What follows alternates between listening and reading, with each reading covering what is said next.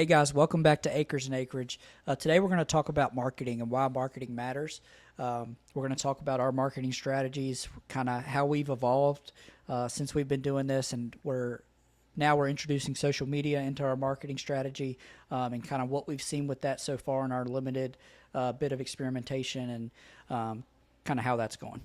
Yeah, so marketing is the name of the game in this business specifically. In our business, we have to be in front of eyes, we have to be in front of property owners and Yeah.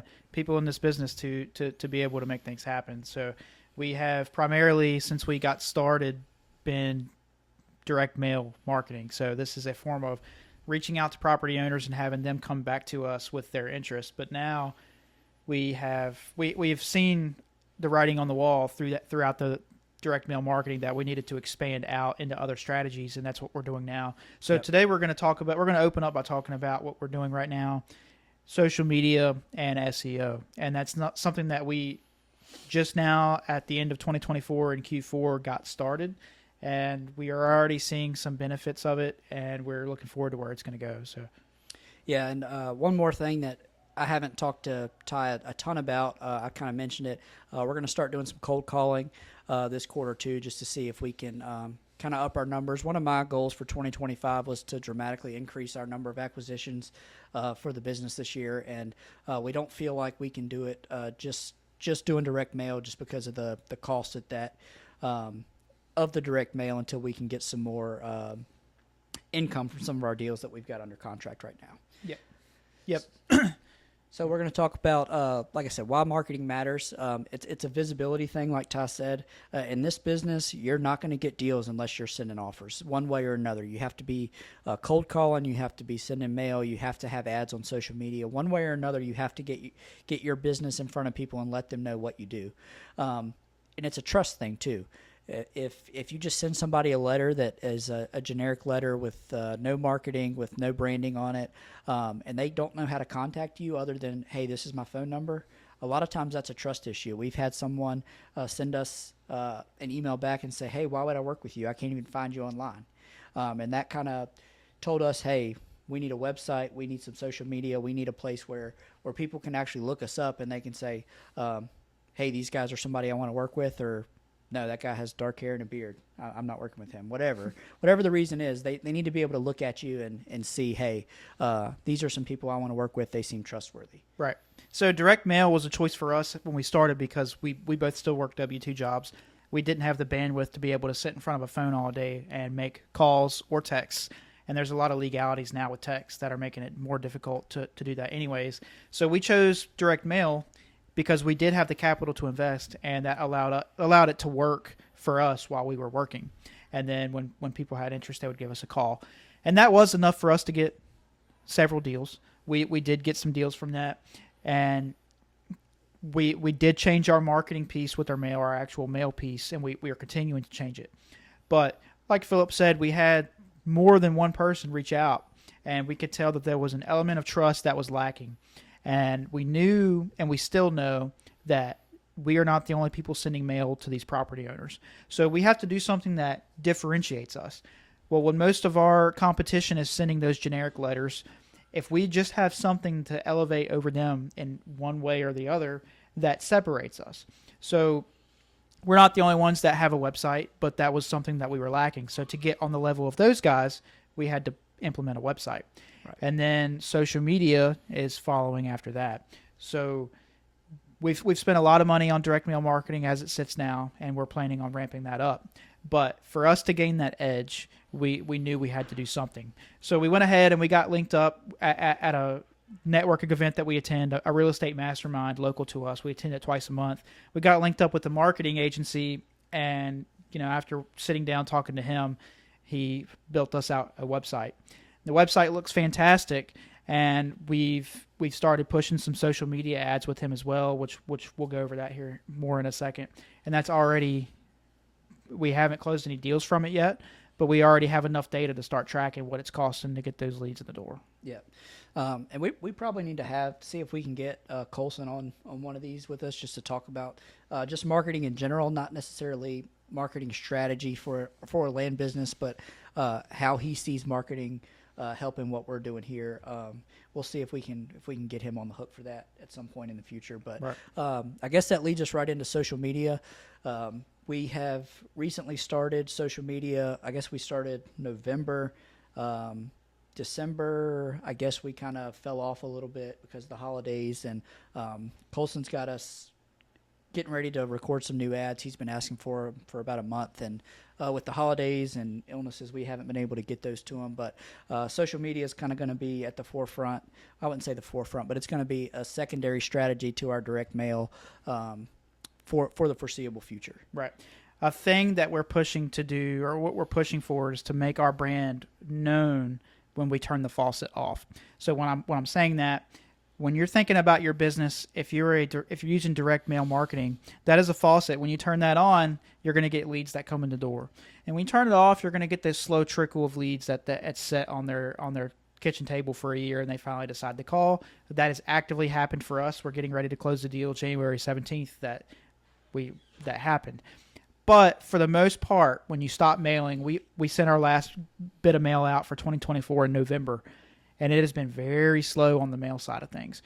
So we're trying to work towards, and this is why we're using social media as this tool to build our brand. Not only are we pushing ads, we're trying to send out some organic content too, Right. and we're trying to send out some educational content like what we're doing right now. So we become more of a household brand that people know us, and when they think about a piece of land, or buying and selling a piece of land, we might be a name that comes up. I know there's several big brands I can, well, not several. There's two big brands I can think of on top of my head right now when I think about land that come up.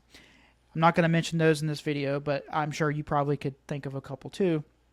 And that's where we want to get to. That's what we're striving to do. And we want to be able to have that flow of leads come back to us when the faucet goes off. We've already seen a flow of leads from networking. I think it's Right. safe to say. We've been networking at our local meetup for closing in on a year now. Very, very thankful from that. We've had leads come in from that. Now, they haven't been leads that have facilitated anything for us yet, but that doesn't mean, we've had how many mail leads come in that didn't facilitate to something until we got 2 deals. So it's all about getting in front of those eyes and knowing who you need to know, and that's what we're working towards. Yeah, and my personal opinion is attending those masterminds, that is a form of marketing for us. Like Ty said, we walk in the door and it's, hey, the land guys are here. So we are the only people that actively target land specifically. So when we walk in the door, the land guys are here, and if people come up to us all the time, hey, I talked to this guy the other day. He's got 25 acres that he wants to sell, or this guy wants to buy 25 acres. Here's his name. Here's his number. Give him a call. So, yes, mail is important. Yes, other forms of marketing are important, but get involved in your local meetups or masterminds, because those are also important if you want to operate locally. And that's kind of going to be a focus of ours in 2025, is expanding our footprint locally, because until I'd say halfway through last year, our local market didn't even cross our mind to market in. And that was just because of things that we have read and things that we had watched on social media and YouTube that had kind of said, follow the data. But we've learned that we can operate locally and we can do a good job, and we can bring value here regardless of what the numbers say. Yep, absolutely. So I'm going to go back to that at the end, talk about the numbers, talk about, the markets and adjusting things. We'll go back to that at the end. I want to talk about the audience. So when you're actually sending out marketing, whatever it is, you're trying to reach property owners or whatever it is in your business that you're trying to reach, house owners, landowners, you need to understand the seller avatar, or the avatar of the person you're trying to reach. For land specifically, what we've found is that they're not in as much distressed motivation. There's not as much distressed motivation as there might be in the household selling space. So changing the marketing pieces, whether it's mail or whether it's if you're using a script when you're cold calling or your ads, that has to be changed, because if you're using the cash for land or cash for fill in the blank verbiage, that might not speak to that audience as well as what it might for something that has a different seller avatar. So we are fortunate enough in our business that we are now able to look at who we've bought from and figure out what it was that made them sell and trust us, and come to us to transact together. And so using that information has helped us start tailoring our pieces towards that. Yeah, and we're tailoring our social media ads the same way. Yes. We're trying to make sure that we don't seem gimmicky or, like I said, we're trying to build trust because that's what we want to be. We're not in this just to make a quick buck. We want to bring value to sellers. We want to bring value to realtors. We want to bring value to buyers. And we want to make sure that what we're doing is taking a piece of property that might otherwise never see the market and putting that on the market so that somebody can do what they want with it and realize their dream. Yep. So moving into content strategy, I can't speak as much to this. Everything that I'm doing on the personal side is just organic content. Our marketing agency, Colson is his name. It's New Century Marketing here in Virginia. He is giving us basically a plan of what kind of ads that we have to record, what kind of content we need to create, and so he can get that out. And then I know that he has been essentially A/B testing everything that goes out and seeing what works, what doesn't, and adjusting things based off of that, and not going all in on one piece of content or one specific strategy or one subset of whoever he's pushing that content to until he actually tests it and sees what's working. Yeah, and I think that takes us into tips that we can give you guys, and it's just make sure that you track everything. Ty is really good about making sure that every piece of marketing that goes out, we're tracking how it does. If we send out 2,000 pieces of mail, how many people contact us back? How many of those are actually qualified leads? How many of those do we put under contract? We are tracking everything, and the same goes with social media. Like you said, our marketing guy, Colson, he is taking 2 ads and he's A/B testing them, and he's looking at, hey, how many people are responding to this? And then he's taking that information and saying, all right, now record a video that has this in it so that we can target those people specifically, and we're trying to nail that down. Yeah, so back to what I was going at earlier, and I said I would table it and come back to it. So the piece about the market, Philip was saying following social media people that were saying, go follow the data, follow the data. Well, you can only follow the data so much until you have enough data of your own to be able to look at and see what's working, what's leading to response rates that are higher, and how can I change what I'm doing to optimize that, optimize every dollar of ad spend, whatever kind of ads it is, and make more come back to you. So we've not sent nearly as much mail as a lot of people. There's people that are sending 5 digits of mail a month. We're not doing that. We're working towards that, but we've sent over 30,000 pieces of mail, just mail, and that has allowed us to look at what worked and what didn't. And we've went through just as recently as in Q4 of 2024 and reevaluated what we considered to be good market criteria and changed that based off what actually we found was good market criteria. Right. And that's what we're changing on now. And then in terms of tracking things, if you're not tracking your key performance indicators for your marketing business, as a land flipping business, we are essentially a marketing business. We are a business of reaching people who have a need and we can bring value to them. That's marketing. Reaching the people is the marketing. And then you have the sales side on the back end of that, closing the deals that come to you from your marketing channels. The marketing is, in my opinion, one of the most important parts, because if you don't get those people to contact you, you're not going to have anybody to close. And then if you don't have anyone to close, you don't have any revenue. You don't have business.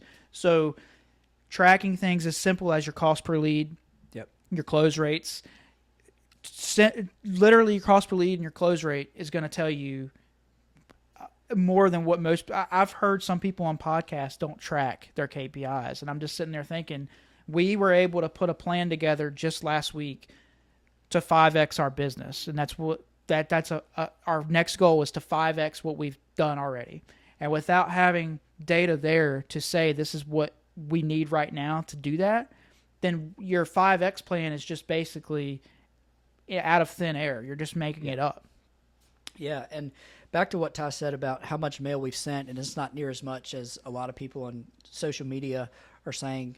No, it is not, and it wouldn't be even if we didn't do this, but it would probably be double if when we started out, we actually scrubbed our data by looking at every single property that we sent mail to. So we would actually build a list in PropStream, and one of us would go through that list, click on the address, and look at what the property looks like on a map. So if it was landlocked, it got kicked out. If it was a big pond right in the middle of nowhere, it got kicked out. If there was anything that we saw that made that property undesirable, it got kicked out. And that typically resulted in 40 to 60% of the list being kicked, because we were actually trying to get the most out of every single dollar that we spent on marketing. And that could have negatively affected us based on what we've heard, because a lot of people say they get deals because they reach a seller who has a landlocked property, and they might not sell that one, but they'll sell the one down the road. But in our opinion, that is kind of far and few between when that's going to actually happen. And when we started out, we really wanted to make the most of every single penny that we spent on marketing. Yeah, we didn't have the bandwidth on the back end to actually qualify the leads as they came in. And I was actually tracking this number because we were trying to see how many gross amount of properties we needed to pull on our CRM at the time, which was PropStream, to yield the amount of units we wanted. So if we wanted 2,000 units a month, this number's, I don't have the exact number in front of me, but we would need to pull, let's just say 3,800 actual pieces of units in PropStream. So we would scrub out 1,800 units out of a 3,800 unit list to yield our 2,000. Right. So our actual qualified, what we would consider a qualified piece of property yield might have been half what somebody who's sending 4,000 units a month was, but we felt like we had just as much probability of converting those leads because they were actually going to be at least the property qualified when it came back to us, and then we had to qualify the actual seller. So that's very important to track that. And if you didn't have that, if you're not tracking things, it's hard to know what to improve on. It's hard to know how to improve it, and it's hard to know what's not working and what you need to cut. Yeah, exactly. And we think tracking is very important. Just make sure that you're doing the tracking part in your downtime. Make sure that the what brings money in the door is the most important thing. So make sure you're focusing on that, and then when you have downtime, go back and sort through all your data and get your KPIs up to date. Yep. Just make sure that everything that you can possibly track, you're tracking it, because that is a way to improve your business. And like Ty said, he does a phenomenal job at tracking KPIs. I don't track it as much. His mind works very different than mine does, and he's a spreadsheet guru. But I'm very thankful that I can pull up those KPIs or pull up this data at any time and look at where our business is and kind of how we're performing on certain things. And that's just a way for us to constantly be looking at ways to improve. Absolutely. So just touching on that, if you have one day a week that you can sit there and work towards your business, if it's going to be a side hustle and not full time, you got one day a week. The hours that you can call people, if you're going to cold call and generate your leads, that's what it needs to be used for. Yep. You need to be prioritizing your time. What is going to make the most money? Tracking KPIs on a business that hasn't made any money yet is not going to be the best use of your time. You need to do something that's going to get money in the door. Exactly. And that's whether it's making your mail campaign, cold calling, making ads, pushing out organic content, calling people, or networking with someone. That's going to be what actually drives business. Yeah. So that is a very good point. And that might seem kind of counterintuitive to what we're talking about, because we do think that tracking KPIs is very important. But this video is about marketing, and marketing is the number one most important thing that you can do in this business. If you send a good letter and a good offer, 9 times out of 10, when somebody calls you back, if you send a good letter, a good offer, and the property is a good property, 9 times out of 10, you can close that deal just off of that stuff. Now, there are going to be some, well, I won't say 9 times out of 10, but a lot of times you can close that deal without looking at KPIs or tracking that. Tracking the KPIs is for improving your business and for making sure that what you're doing is working. So, yes, that might seem counterintuitive, but marketing is the most important thing you can do in this business, and it's not close. Yep. So I think that wraps it up for today. I know we're going to have more in-depth strategies and videos down the road in the future. But if you liked this content, go ahead and like and subscribe. If you have anything that you want to see specifically or anything in this video that prompted additional questions, go ahead and drop a comment down below. I'd be happy to show you what we got. Yep. I think that's it. We'll catch you next time.